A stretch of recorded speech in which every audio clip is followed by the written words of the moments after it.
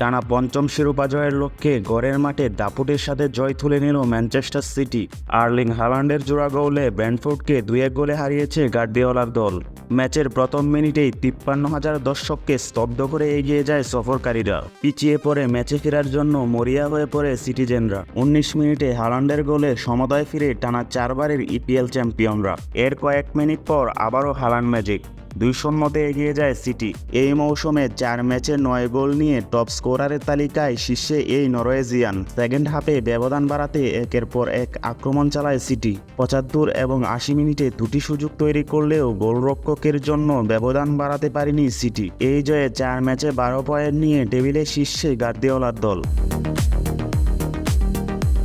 ইপিএলে আজ অঘটনের শিকার লিভারপুল। ঘরের মাঠে নটিংহাম ফরেস্টের সাথে 1-0 গোলে হেরেছে স্বাগতিকরা। ম্যাচের 72 মিনিটে কপাল পুড়ে লিভারপুলের।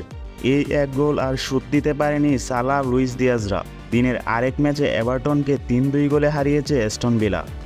জয় পেয়েছে আরেক ইংলিশ ক্লাব ম্যানচেস্টার ইউনাইটেড। সাউদাম্পটনকে 3-0 গোলে হারিয়েছে এরিক টেন হ্যাগের দল। ম্যাচের ফার্স্ট হাফের মধ্যেই 2 গোলের লিড পায় ম্যান ইউ। ম্যাচের ইনজুরি সময়ে গার্নাচোর গোলে 3-0 গোলের জয় নিশ্চিত হয় সফরকারীদের।